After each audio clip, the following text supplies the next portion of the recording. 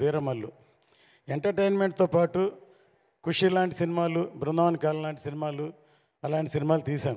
కానీ మాకు మీడియా చాలా పవర్ఫుల్, మీకు తెలుసు. దానివల్ల మనంతు ఎంతో కొంత మెసేజ్ చెప్పాలనేదే నా ఉద్దేశం. అందుకనే అందులోంచే భారతీయుడు పుట్టింది, ఇవాళ హరిహర వీరమల్లు పుట్టింది. ముందుగా ఈ సినిమా తయారవడానికి ముఖ్య కారణం పవర్ స్టార్ పవన్ కళ్యాణ్ గారు. ఆయన ఈ సినిమా మొదలవటానికి ముఖ్య కారణం సత్యాగ్రహి. నేను ఆయనతో ఇదో 3వ సినిమా చేస్తున్నాను. ఖుషి తర్వాత బంగారం తర్వాత ఆయన డైరెక్షన్లో సత్యాగ్రహి అనే సినిమా అనౌన్స్ చేసాము, పూజ కూడా చేసాము.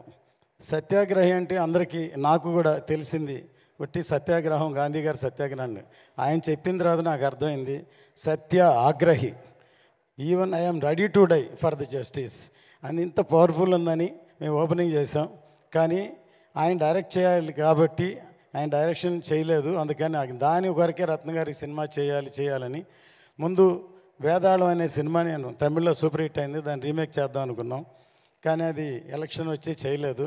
తర్వాత కృషి గారు ఒకసారి నాకు ఫోన్ చేసి ఒక లైన్ ఉందని ఈ లైన్ చెప్పారు, నాకు నచ్చింది. కళ్యాణ్ గారి దగ్గర తీసుకెళ్ళి చెప్తే కళ్యాణ్ గారు అన్నారు కృషి గారితో, నేను రత్న గారి జడ్జిమెంట్ నమ్ముతున్నాను అన్నారు. అలా మొదలైంది ఈ సినిమా. చాలా టైం అవడం వల్ల 2-3 కరుణాలు దాటింది, చాలా కాలాతీతమైంది.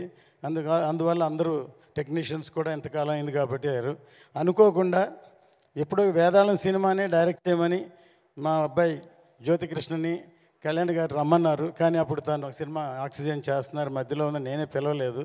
ఒక విధంగా నేనే తనకి అపకారం చేసినట్టు. ఈ సినిమా ఏదో మా అబ్బాయి అని డైరెక్షన్ చేశాడు అని కాదు, నిజంగా నాకే హెల్ప్ చేసినట్టు. ఎన్నో రాత్రులు నిద్రపోకుండా ఈ ఒక హిస్టారికల్ ఫిల్మ్ని తను హ్యాండిల్ చేయడం విధానం అసలు కళ్యాణ్ గారు ఆశ్చర్యపోయారు.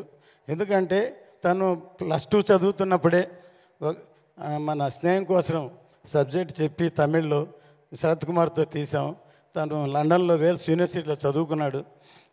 ఇప్పటి వరకు అవకాశం దొరకలేదు. అంటే నేను ప్రొడ్యూసర్గా ఉన్నా, నా పనులు